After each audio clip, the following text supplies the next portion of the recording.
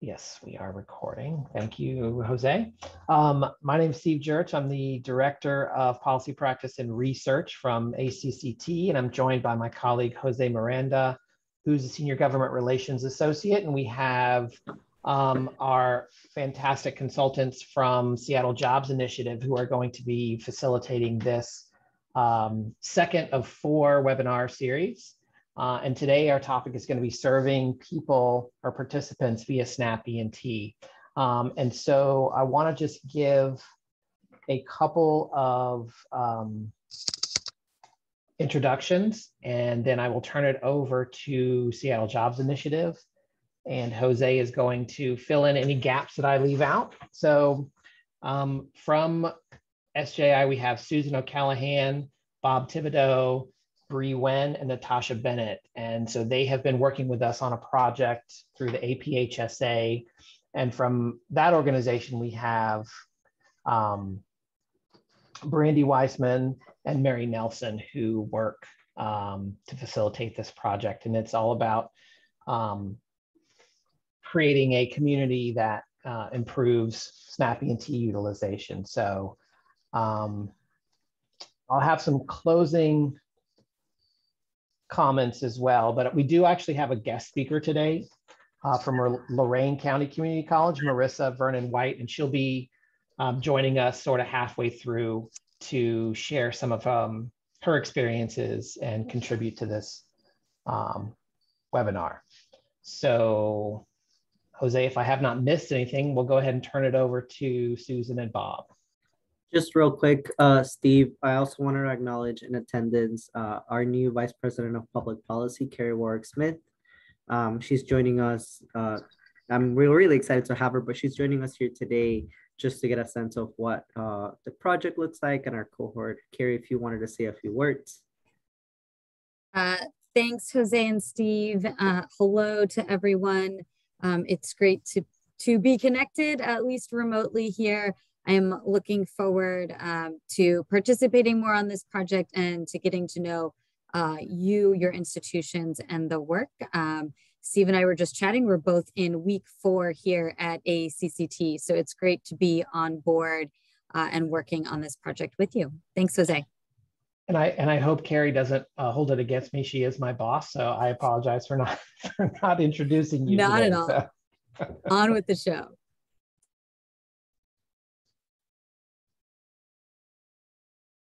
And with that, we'll turn it over to Bob and Susan. Thank you, Jose. So this is just our agenda. And again, I'm Susan, and I'm going to start this session, and then my colleagues, Bree and Natasha, will join for a couple slides, and then and Bob will kind of finish it off with Marissa. So we're going to start with just a very quick kind of context set, like where are we coming from, what was our last session about, and move into talking about serving people. So we're going to share some characteristics of just in general of SnapENT participants. And, you know, we really want you to start thinking about how it overlaps with students that you serve in your colleges, and really see the connection that these are the same people often. We're going to talk about how college students can benefit from SnapENT. We're really focusing a lot on connecting your students and your SnapENT participants to the benefits they need, namely SNAP, which is key for eligibility for SnapENT, but also really speaks to the food security issue that we know is present on college campuses. We'll talk a little bit about the role that colleges can play in SnapENT and why they're such key partners in SnapENT. And then also just discuss a little bit how colleges can partner with their local SNAP agency. Obviously, that's a really important aspect of being a SnapENT provider, but also then when we kind of circling back to this topic of really creating access for your students, that's an important piece too. So we'll get started. Next slide, please.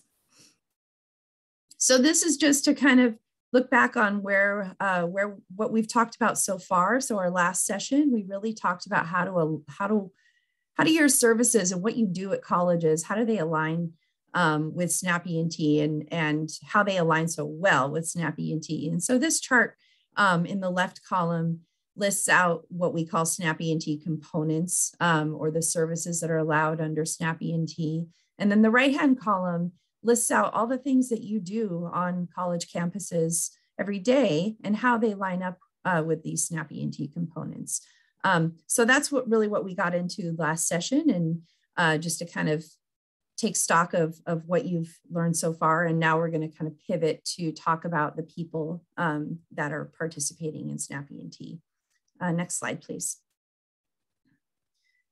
And again, we really want to make sure that we're addressing the topics that you responded in the survey and said that were of interest. And so this session really speaks to recruiting students and enrolling students and giving them access. And so really, and I think we really have a heavy emphasis on creating that access for the students, having a sense of that the people who could benefit from SNAP ENT are likely on your campus already. And so really making that connection.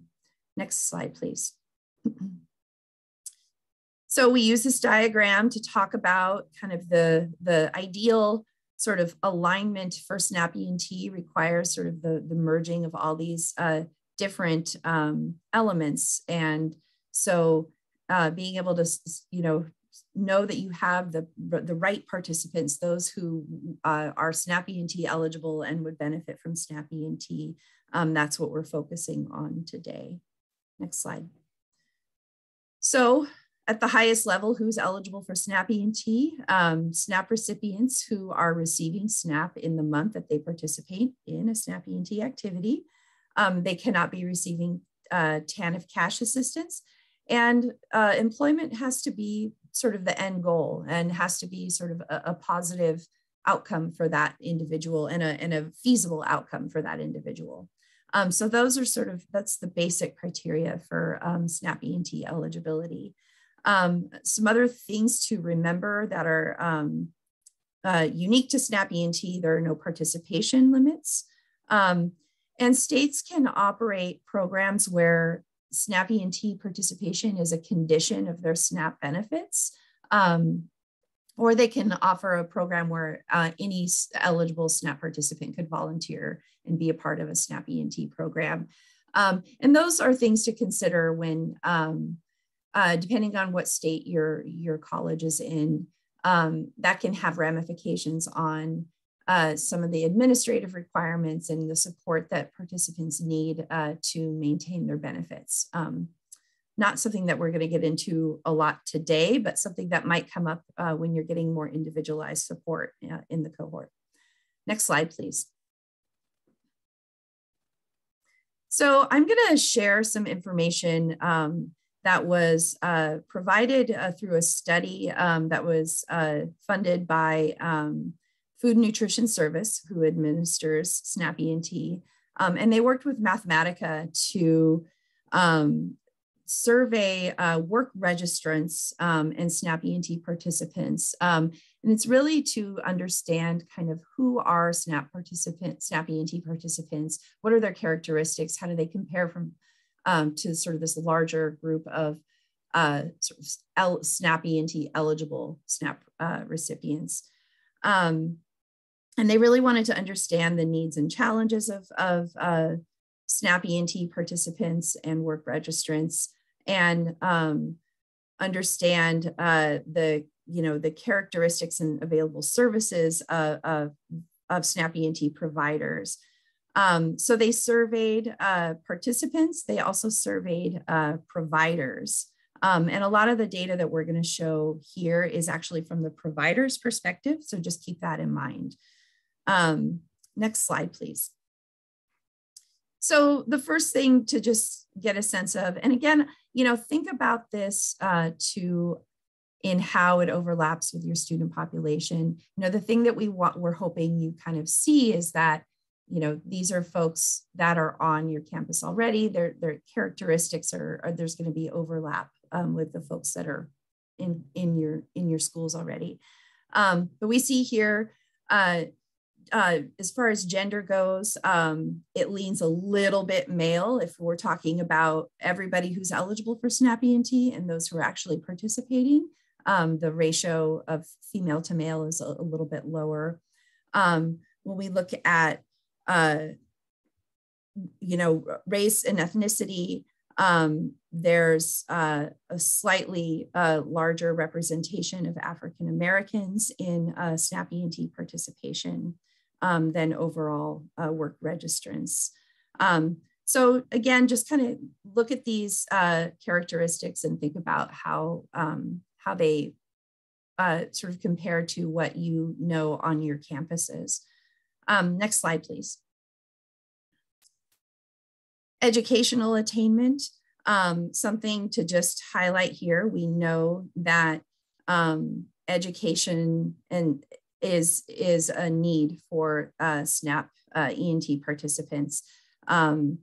Most have not gone past high school, so that's a huge opportunity and just one of the reasons why colleges are such an important sort of stakeholder in SNAP ENT. Next slide, please. And something to note here that I think is important is, you know, we're looking at folks who are unemployed at the time of survey. They were surveyed, but they had attachment to the labor force recently. So this isn't folks necessarily who are long-term unemployed. It could be, but we're looking at folks who haven't been able to get to a place in their employment where they're steadily employed or employed in a way that they actually, you know, they have income sufficient to not be eligible for benefits. So we're really looking at people who need that next step in skills training and meeting their basic needs and those support services to really get to that next level where they're employed and able to have economic mobility. Next slide, please. And then some of the skills that were indicated by providers, you know, soft skills are always super high. This really speaks to the importance of kind of wraparound support, connections maybe to other community services that your students might need. And then that need for those basic skills, which is a great opportunity for SNAP ENT on college campuses. Next slide. And then looking at, you know, barriers to employment, again, those basic skills or employability skills, work experience. This is again reflected in providers' responses. And this kind of then matches up with if your work experience is spotty, even though it might be recent, or if it's isn't really getting you to that next level. This is sort of indicated here. And then, yeah, that's fine. No, go ahead and advance. I want to make sure I move through these quickly enough so that we can get to the other stuff. So some other things to consider when we're talking about SNAP participants. And again, we're going to kind of go a little bit deeper into the experience specifically for college and students. You know, we think about folks who are experiencing food insecurity. So that's really how they're coming to the SNAP agency, is they're seeking food assistance. And that's really what they're looking for. And that might be their immediate need. Experiencing food scarcity, financial stress. They might be worried about the stigma of receiving, you know, welfare or any public benefits. They might be worried about sharing private information. They may have really valid reasons or that they're worried about being kind of in the system. They might not be aware of what is required to participate in SNAP ENT, and they might already be connected to other social services. So they may have already sat down and shared all of their personal information with another worker, and then they're kind of doing this all over again. So that's just kind of some context to think about when somebody's applying for SNAP or seeking food assistance. Next slide, please. And then to kind of focus in on what that looks like for students, I'm highlighting this study that was conducted by the Hope Center. This is a report on basic needs and security during the pandemic. And again, you know, how the pandemic, you know, kind of exacerbated everything that we already know is a challenge for students and for SNAP eligible individuals. They found that 39% of those that they surveyed from two-year institutions were facing food insecurity. 48% were facing housing instability. And then among those that that were indicated in facing any sort of basic needs insecurity, 52% hadn't applied for supports, and simply because they didn't know how. And so that is just kind of the thing that we want to really highlight here is it's about creating access. It's not necessarily about not having eligible people. They're out there, it's they need to be connected. And you can, in that slide, there's the link to that full study if you want to learn more about what they revealed in that study. Next slide, please. So kind of talking about these obstacles to participation, this is really framing it around SNAP eligibility and SNAP E&T eligibility. These are some of the reasons why somebody might not be eligible for SNAP E&T. Again, you know, those high level eligibility criteria, you can't be receiving TANF, or you're not assessed as being able to work by the SNAP agency, you're not considered a work registrant. And then some other things, you know, your income would be too high. You might live in a facility that provides meals. But some of these things like confusion over address, haven't completed the application steps. Those are things that can be addressed, right? And maybe the intervention can help alleviate some of those ineligibility reasons or non-compliance. So, and I'm gonna go to the next slide, and we're going to talk more about kind of some of the experiences specifically for students. And I'm going to invite my colleagues Bree Wen and Natasha Bennett from our Student Center Design shop at SJI to talk more about this. Thanks, Susan. So yeah, our team does a lot of work with colleges around connecting students to basic needs and benefits and supports, and that includes SNAP E&T programs. And so we wanted to just touch on some common obstacles that we've seen that can make it more difficult for students to access these programs. And so these could be helpful to keep in mind as you start thinking ahead about building out your own programs. So we sometimes see obstacles that can come from the way a program is structured or how it's implemented. And that includes what types of policies are in place. A key structural issue that we sometimes see are staff capacity constraints. So if staff members aren't able to dedicate enough time to the program, it can really make it hard for them to reach out to students and to provide that type of assistance that students might need. Just thinking back to the Hope Center survey finding that Susan just mentioned, you know, that over 50% of the students in the survey didn't apply for supports because they didn't know how. Having staff who can really reach out and help students navigate and provide that dedicated support is really important. Another issue that we sometimes see is programs not really having an incoming pipeline of students or a way to connect students to the program or some kind of structure in place that would allow staff and faculty to refer students to the program. So a college might have a program, but without ways to let students know about it, it can end up being like the best kept secret. So as you're building out your program, it's helpful to think about how to establish that wider awareness at the college. And another thing to keep in mind is to make sure that the program is structured in a way that aligns with students' needs. And sometimes we don't quite see that alignment.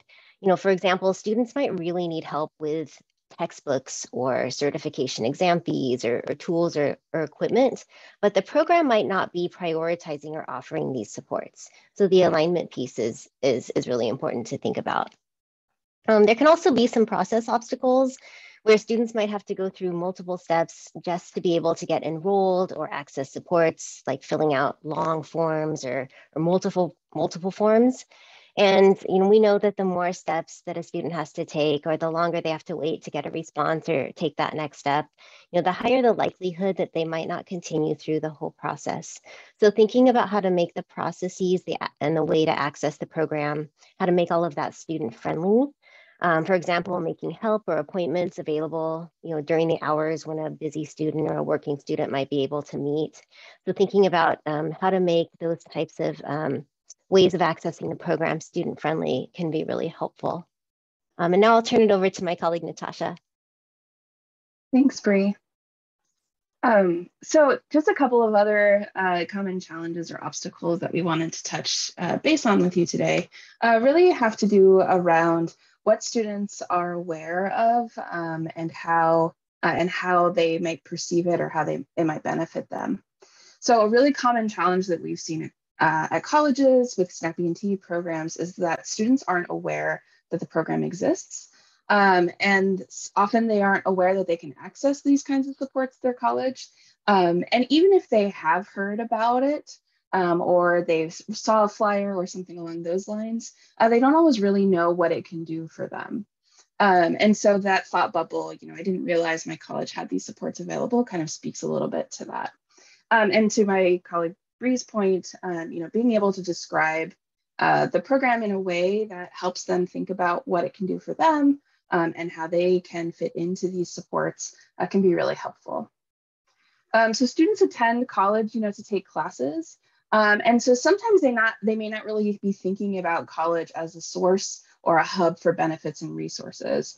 So it might not even occur to them to explore their college campus for something along these lines. And they may not know that there are actually staff who are there who can help connect them to those kinds of benefits and resources. The other kind of challenges that we've seen is that it's really hard, especially when it comes to SNAP and SNAP E&T, to describe things in a way that kind of resonates with students, in a way that students can walk away with some kind of understanding. And so especially with a program like this, where offerings can be really helpful, but the requirements and the value can bring might be a little confusing. It can be really helpful to think about how to design your communications in a way that's going to stick with students. So the other kind of important aspect of helping students make sure that they are aware of the program or aware that those supports might be available to them and how they might be able to access it is, think about what students are thinking about every day. Students not only have to know that those resources are available to them and how to apply, but they also will have to be the ones to reach out. So even if you've done a great job making sure that students know about it, there's still kind of that extra step that students may have to take. So in those scenarios where students might be the ones to have to reach out, it can limit access for students. They have a lot going on in their lives between their schoolwork, their families. Some of them might also be working full or even part-time. And that can be really challenging for them to reach out. We've heard quite a lot from our work speaking directly to students who know that they might need to do something or fill out a form, but they just don't have the time or the bandwidth to really get that in or to really complete it. So those kind of are two, I think, really important aspects that you can think about ahead of time as you're building or growing your program. And that's kind of in addition to working to address any structural process obstacles that my colleague Bree just talked about. And I will go ahead and turn it back over to Susan and Bob. Thanks, Bree and Natasha. You guys are a hard act to follow. Very, very knowledgeable about student-centered design and behavioral science tools. So in kind of keeping with that same theme, I think it's important to think about who your prospective participants are for SNAP E&T. And we might make some assumptions about, kind of what they're thinking and what they're capable of doing, what their bandwidth is as participants in your program. We might assume that they're, thinking thoughtfully, that they have, some long-term plans and everything, things they're thinking ahead about. You know, that if you send them a letter or give them some written instructions, that they're actually going to, you know, take the time to read those and understand them, and you know, think about, you know, what opportunities that E&T can offer them. You know, and if you think they're really motivated, they're going to take some quick action to, you know, do the right thing and, you know, enroll in training, you know, find a job, you know, and continue to follow up on their appointments, making sure they keep their appointments, you know, as needed throughout the program and process. You know, and the fact that they are, you know, as a SNAP recipient, may need to track their participation and make sure they're participating enough in the program. They not be, you know, be able to do that, or may not be thinking right. So it's, like I said, it's always good to think about that and not assume that the participants are, you know, again, have the bandwidth to do some of these things. Next slide. So again, they're in a mindset where they're going through some crisis or something in their lives, some things that are happening that, you know, are you know, really put them in a scarcity mindset. You know, they're counting the days between paychecks, living paycheck to paycheck. They may be late on their rent, late on bills. They may be receiving, you know, phone calls from collection agencies. If they have a broken down car, you know, how are they going to get that car fixed? You know, so these are things that, you know, kind of maybe on their mind that, again, may not be given the ability to kind of act as we think they might be acting to continue in the program and really do it well. Next slide. So like, you know, Susan had mentioned before that, you know, really there's no need to, you know, create new programs or to create a whole new marketing campaign to get, you know, people that might be eligible for SNAP E&T in that program and enrolled in SNAP E&T. You can look no further than to your current student body and find folks that would be a good fit for SNAP employment and training. You know, you can review your FAFSA data review and look at folks that are applying for financial assistance. If you have a food bank on your campus, or you know where there's a food bank, that's where these folks might be going to get help, get additional support, and then reach out to other community partners that you may already have a relationship with, and folks like, I'm sorry, partners like people that help people with finding housing, utility help, things like that. So again, there's connections out there where you can look to your own student body to find potential participants in SNAP employment and training. Next slide. And we know that in SNAP E&T that community colleges play a vital role in that program. You know, frankly, it's the SNAP agency doesn't have the connections or the resources to really help folks get into the labor market. And we know that colleges have those connections. They're tapped into the labor market demands. They know what jobs are in demands and can steer people in the right direction as far as, you know, what training to receive so they can get a job quickly. They have the connections to the career pathways so that, you know, people are not getting into jobs that are dead-end jobs, that they actually have a chance to, you know, to build on a career and get promotions and things like that, where they can actually, you know, sustain themselves and their family. And then we know community colleges also have programs that bridge to pre-college and college level work. So many of these students come in and they're not really ready to take college level work. So they may need some pre-college work, you know, courses to get them up to speed and everything, so they can take those college level courses. And then the connections the college have with, you know, work-based learning programs like apprenticeships and OJT, things like that, where the individual can actually receive some income while they're going to school, because many of these people, they have to make a choice. Are they going to be able to, you know, pay their rent, or, you know, are they going to go to school? And sometimes they don't have a choice. So programs like apprenticeships can really help somebody with, you know, earning some money while they're getting training. Next slide. And then, you know, SNAP T&T can really fit into to the college environment. It really leverages those services and it goes beyond paying for tuition. It can really help, you know, stabilize somebody in their enrollment. You know, if they're receiving some support services that help them, you know, go beyond the barriers that are keeping them from participating. It provides those extra supports like career navigation, college navigation, counseling services that really help them, you know, be successful in their courses and stay in those courses and not drop out. It also allows eligible students to access SNAP to get that food security. And I want to talk a little bit more about that. Next slide. In SNAP, there's a rule about student eligibility. It's very limited. In general, students that enrolled at least half-time in an institution of higher education are not eligible for SNAP because of the work requirements in SNAP. There are some exemptions. If they are under the age of 18 or over the age of 50, then that rule doesn't apply. If they have a disability that keeps them from working, the rule wouldn't apply. If they're receiving TANF, or if they're working 80+ hours on average per month, or if they're participating in a college work-study program, then those folks are exempt and can receive SNAP and attend school at the same time.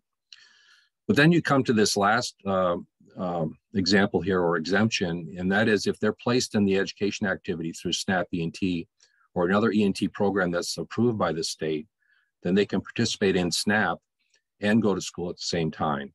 So that's very important. So SNAP E&T can, again, give them access to SNAP benefits as well as the additional services that SNAP E&T can provide. Next slide. And, you know, looking back at that, the exemption about work study, the Consolidated Appropriations Act of 2021, under the national emergency for the pandemic, it temporarily expanded the SNAP eligibility so that it includes folks that are not only eligible to participate in a federally financed work study program. I'm sorry, the rule before was that they had to actually be participating in a work study program. In other words, not only be eligible for it, but actually be participating and have a slot to be into. But under this expanded eligibility, they don't have to actually be participating, but just be eligible for that work study program. So be told that they're eligible, and then when a slot comes available, then they can participate in the work study. Or they could have, you know, expected family contribution of 0 in the current academic year. And that also includes folks that are receiving the maximum Pell Grant. Next slide. So we saw this flyer from the Truckee Meadows Community College that we thought was a good example of how to get the word out about these expanded benefits for due to the pandemic. And we wanted to share this example with you. So this will be part of the slide deck that you receive. So it's a good way to get the word out to folks about these changes. Next slide. And then finally, I want to talk about, you know, partnering with your SNAP E&T agency. It's important to have that good relationship and good partnership with the agency. Usually during the onboarding process, the SNAP agency will share a partner handbook with you, and it's good to look that over and make sure that you get any questions about that handbook answered right up front. It's also good to establish a good point of contact at the SNAP agency so that you can kind of talk through some issues, make sure you get your questions answered, and it really helps streamline the process for, you know, managing your data and making sure that you're meeting the reporting requirements, and of course also the invoicing too, the invoicing and billing process, and then working with the SNAP agency to make sure that the process that you're using and that they accept are, you know, kind of mutually agreed upon, you know, within the contracts that they do and the agreements that they do with you for SNAP E&T. Next slide. So again, we want to provide you some real world examples, and we have someone here from Lorain Community College in Ohio, Marissa Verna White, who's going to talk to you about some strategies they're using to connect students to benefits. Marissa? Thank you, Bob. Hi, everybody. I'm Marissa Vernon White, as mentioned. I'm at Lorain County Community College, which is about a half an hour to the west of Cleveland, Ohio. We are a community college that's known for really strong community connections, a strong understanding of our local fabric of our families and the students that we serve, and really we're always looking for new ways to support our students and make sure that we're partnering with institutions outside of ourselves to find new ways to do that. So I do have a few slides here that have some overview. One of the things that I want to share before I get into specific details is that this work is not necessarily new to Lorain County Community College, but it has evolved over time, and certainly the pandemic has set that on fire, right? For many institutions, we're noticing that the need is just so great, and many families and students, their financial situations are changing very rapidly and unexpectedly as we continue to move through the disruption. So a little bit of background on Lorain County Community College. We have an advocacy and resource center we get a lot of questions about. It is actually modeled off of a unit at Amarillo College. We are very good friends with Amarillo College and have adopted many of their practices to build our own advocacy and resource center, which really pulls together all of the different pieces that students need to be able to access basic needs and public assistance programs while attending college. But this work is not necessarily new to us. We have been doing basic needs work at the college under the umbrella of something called Women's Link, actually for about 30 years. And so we've kind of taken that model and put all of these services into that ARC umbrella, which is really how we work with students very holistically.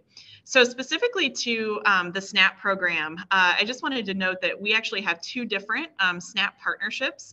Obviously for us as an institution, the ENT program is the one that probably aligns the closest with what we already do, which has already been talked about in terms of training and getting students connected to employment. But we also have something called a SNAP Outreach Grant, where we are actually not necessarily the recipient, but we are a partner in our Job and Family Services and one of our local food banks that really is designed to promote awareness and access to SNAP. So kind of both of these things in tandem with the ENT and with the SNAP Outreach is really how that works together for us. And we also have a food pantry as part of that larger ARC umbrella, which gives us access to a lot of our students who are experiencing food insecurity and obviously welcomes these level of connections as well. So go ahead and move to the next slide. So one of the things that we are always trying to do is to introduce our students to the possibility that they may be eligible for SNAP or SNAP EMT. So I think one of the things that I've noticed colleagues at some other higher education institutions get really hung up on, well, what if they don't qualify and how do we screen them? And, you know, how would we know that a student might be eligible? And you kind of get stuck in the weeds with this. One of the things that we had determined early on was that if we're connecting students to SNAP and we're connecting students to our Job and Family Services through what we offer on campus and making that warm handoff and have enough working knowledge of how these systems intersect, that the Job and Family Services entity, the caseworkers, the case managers, are then able to do that screening. So we as a higher education institution are just really trying to kind of put together all of these pieces to make sure that students are getting warmly handed off in terms of reverse referrals. So one of the things that came out of our SNAP outreach was a family pantry pack. So as I mentioned, we already have a pretty full-scale food pantry on campus known as Commodore Cupboard, but really wanted to reach families that maybe we haven't reached before who were in need of help. And so this was essentially run by our outreach specialist. And you can see on here that it was really no strings attached. It was come on down. We have groceries for, you know, a week for you. We have family food pantry. It was really just promoted as a way for our students to kind of bulk up their food stocks at home and to organize their pantry while they're raising families while attending school. So you can see on here that it was the emergency aid recipients with a 0 EFC were the target population for that. So that data comes through our financial aid team. We actually don't share that with our ARC team, but they were the ones who essentially invited the students to this and said, you know, you can pick up food, it's groceries for a week, no strings attached. So you can see here that 89 students then followed through to pick these up. Now, where the data becomes a little bit unclear for us is that we actually have so many different layered initiatives at LCCC to get students funneled to SNAP that it becomes difficult to actually determine which one was the one that actually got them, you know, to follow through on the application or to work back with their case manager. But this essentially gave our outreach specialists 89 new families, 89 new students with whom to then work and to work back to see if additional support was actually needed. So I thought that was a really great outreach, kind of low intimidation factor, but also got us connected with individuals that we suspected might be eligible for SNAP. So the next slide. So a few things that I've noticed in my experience, and again, I don't work as a social worker. I have purely worked in higher education. And so learning both of these systems and kind of putting the pieces together, I completely agree with the statements that were made earlier about the fact that we are sharing these individuals and these families. In a community such as ours, we know that students that are considered low income on the FAFSA, receiving financial aid from the institution, working through short-term training programs and things like that, we know that those are the same students who are also on the caseloads of our local partners in our county. And so really what we have tried to do, like I said, is kind of layer on these different pieces in order to strengthen how we're actually getting students back to Job and Family Services. So colleges, from my vantage point, can be really really helpful to students and to their partners in the community by helping with some of the documentation pieces, helping students access the things that they may need to be able to access SNAP or other public assistance program benefits. That is one of the things that really appears to be obvious to some of us that work in higher education, but is not obvious to a student who's trying to navigate these different systems. So things like, you know, how do you get your schedule and who's going to need that? And even having us have the awareness to say, you know, I'm pretty sure if you're on this public assistance program, they're actually going to need to see your schedule. So here's how you find it. And this is what you're going to want to print off and actually take, and have an understanding of how that actually flows through a different organization is very, very helpful. The financial aid award letters, all of us toss around verbiage like the 0 EFC, but what does that mean to students? And do they put 2 and 2 together that their financial aid package actually is demonstrative of them being able to get additional supports? So being able to blend those things together so that if a student gets their financial aid letter, it's also noting on there that you may be eligible for other things based on the fact that you are the 0 EFC.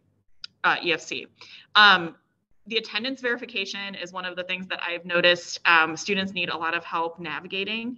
So students who are on multiple public assistance programs, you know, may periodically need to verify that they're still making academic progress, that they're still enrolled, and having a good understanding of some of those pieces and then being able to make that explicit to our students is really helpful as well. Like I said, assisting students with locating what they need easily is so, so important. One of the things that we actually have in our ARC is we have a scanning kiosk that allows students who already have a file with Job and Family Services to pull up their file and actually scan in documentation. So one of the things that we try to do at our campus is to really make the campus the center of that student and family's life, so that almost everything else that they need to facilitate can be done on campus. That's not to take away from our local partners, that's to support our local partners. So if a student isn't, you know, so that they're not going all over the county, going to their caseworker and then to class and then to childcare and then to the school, we kind of center all of that within the community college environment, knowing that that's a place where we're going to be reaching individuals who are training for different forms of employment. We ask questions about public benefits everywhere. And one of the reasons why we do that is because we're always trying to get a handle on which ones are our students utilizing that we need to understand better, and which ones of our students might need to be connected. So if a student is demonstrating to us that they have high need through their interactions in the ARC or through their financial aid applications, we want to be able to know who is already taken care of and plugged in with that system versus who needs that level of outreach to be able to couple some of these programs together to be able to achieve their education. We did some of this work early on when the SNAP waiver requirements had changed. I think that was January of 2021. Eventually, the federal partners kind of came together, and students that had the zero EFC did get something from the US Department of Education explaining that they may qualify for SNAP benefits. We had actually already sent something to those students, though. We had identified about 4,000 who were enrolled with us, who based on their FAFSA data either had the zero EFC or the federal work study eligibility, and proactively reached out to them to let them know that the waiver had changed and that they may in fact be eligible for food assistance.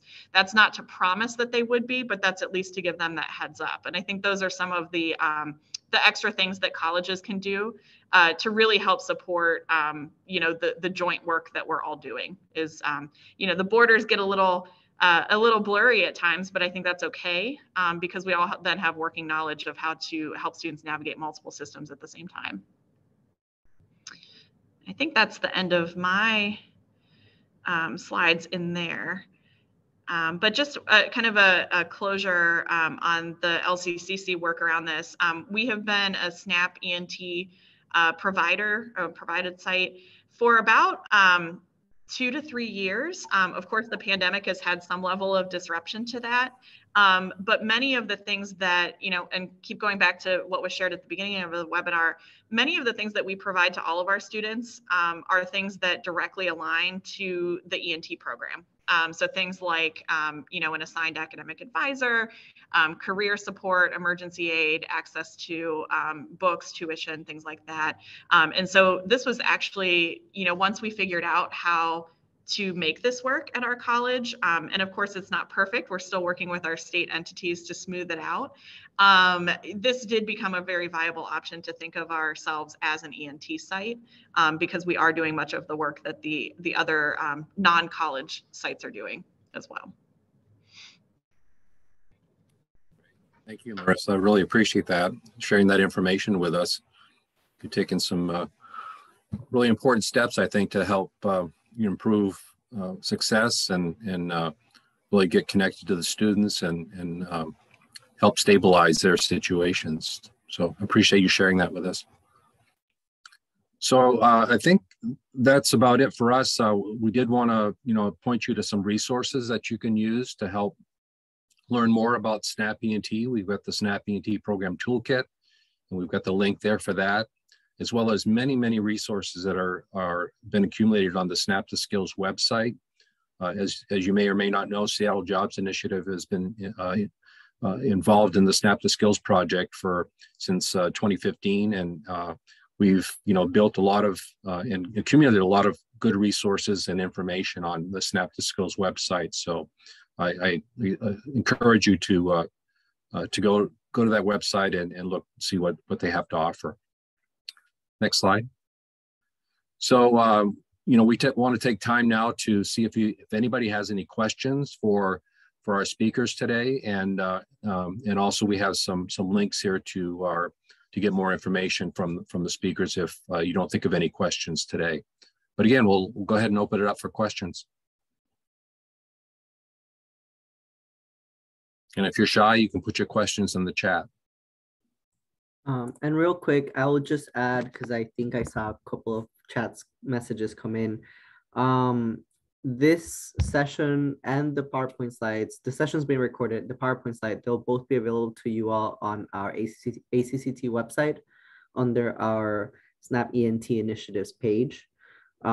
And you'll be able to see the links and everything. We're happy to make that available to you if you need to see it after as well, or individually if you want to follow up. So just to make sure you all knew, this will be available to you all after.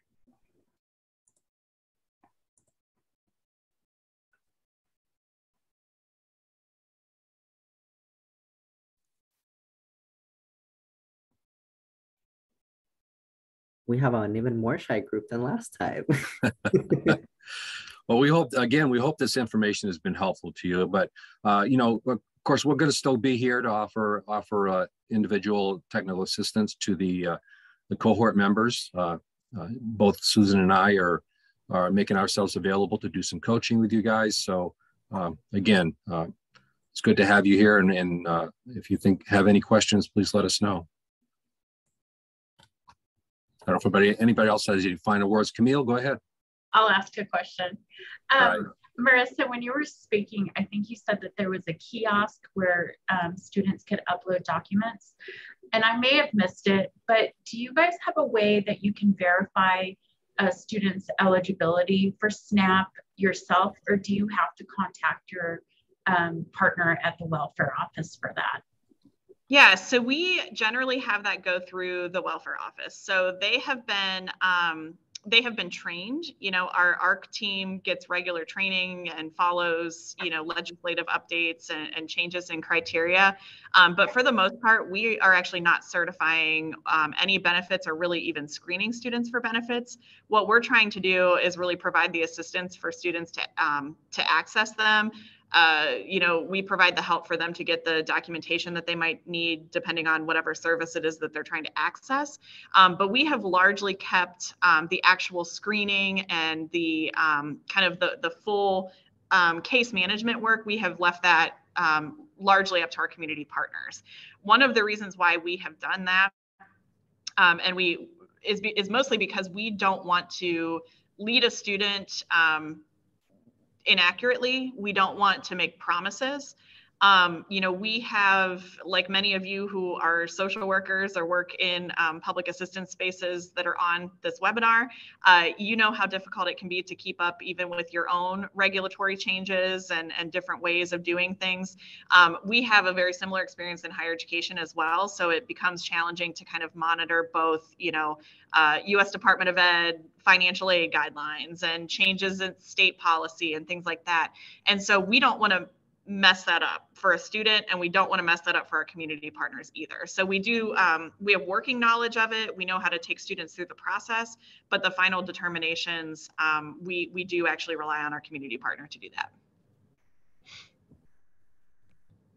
And I would also say too that we have a great working relationship with Lorain County Job and Family Services in that we do share information back and forth. However, they have some very strong practices around having the students and the shared student and client provide much of their own information. And so periodically we're reconciling our lists for ENT. And if they notice something, you know, hey, did the student, you know, I just got noticed that the student may have dropped down to half time. Is that really the case? You know, things like that. But largely they are collecting documents directly from the client as opposed to us doing as much of the record keeping.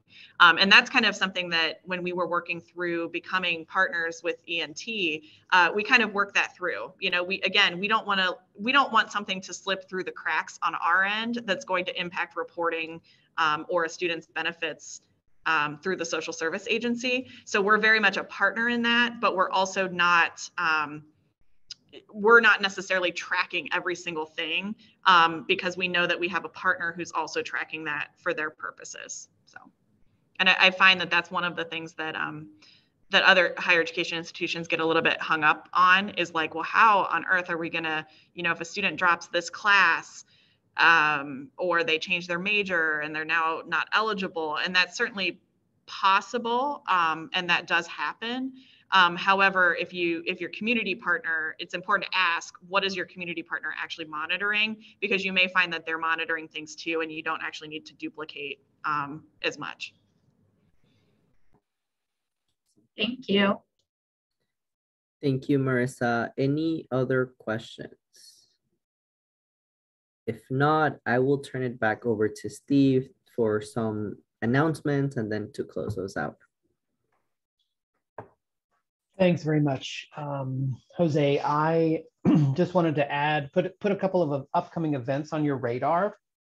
First of all, I just want to say thank you to our presenters. That was some fantastic information, and some of our partners were extremely excited and really wanted to push this message out. So once the session is up, we're gonna definitely work that out through our networks. But there's a couple of events. The first one I want to mention, and if you have not already done so, there is a symposium that APHSA is putting on. And Brandy, I don't know if you want to add anything about this, but it's June 15th and 16th. You've received some emails around signing up. We will send out one final reminder, but I wanted to take the opportunity, since we were all here together today, to, if you have not signed up for that, please do so. You can reach out to myself or Jose. And that's June 15th and 16th. And it is part of a larger summit, June 12th through 15th, and that's going to be in Arlington. So Brandy, I didn't know if you wanted to add anything about dates or topics or anything else. Sure. Yeah, I'm happy to, Steve. Thanks so much. First of all, so excited to see all your shiny, happy faces on the webinar. It was some really great content. As Steve said, the APHSA Workforce Symposium is going to be held June 15th and 16th in Arlington, Virginia, in conjunction with the APHSA Health and Human Services Summit. It's going to be a really good opportunity to get together and network with a diverse group of service providers, human services leaders, and workforce development stakeholders, including other community colleges and community action agencies, to discuss ways to improve access to meaningful career pathways and support child and family well-being for the communities that you serve. I've dropped some information. There's a flyer. There's a link to the flyer. If you have any questions specifically about the Workforce Symposium, I put my email in the chat. Please feel free to reach out. Thanks, Steve. And just as a quick reminder on this symposium, APHSA has graciously agreed to cover one delegate from each institution in this cohort to attend the symposium, and they'll cover travel, lodging, and everything. So I know we have several of you who have already given us the name of your delegate. If you haven't already, please get it to us soon, because APHSA will need to finalize those details in the coming week. Perfect. And the other event we want to talk about is a different convening that we are putting on at ACCT, and that is going to be in Washington, D.C., August 17th through the 19th. That date has been modified. So, and that was based on feedback from the institutions. I think it had revolved around fall semester starts. So the new dates are August 17th through the 19th. And that will be our ACCT convening for this project. Our next webinar is scheduled for March 24th. So make sure you have that on your calendar. And if there's anyone that needs to be added to that, please let us know. And we will be starting individual state cohort meetings in May to debrief and discuss the next steps. Jose mentioned this recording will be up by next week, and along with the slide deck. And I'm not sure, Jose, is there anything else about the convening in August, or? Nope, you've covered it all. You'll be getting more details from us as it gets closer, but we just want to make sure you got the updated date based on the feedback you all gave us about shifting it earlier and just putting it there as a save the date. As we get into spring and summer, we'll be sending you all more details, travel arrangements, lodging, a little bit more in terms of the content as we get much closer, but just so you get a sense. We'll probably get started that first day in the afternoon, have a full day the second day, and then the third day we'll finish up probably by noon just for our closing breakfast area, closing morning time. But that's what you should be expecting on the lookout, and you'll get more details from us as we finalize the logistics for that event. Thanks, Jose. And once again, I just would like to thank our speakers, but also all of you for joining us for this webinar. If there are no other questions, I will give you a few minutes back of your day, and don't hesitate to reach out if you need anything. And thanks so much.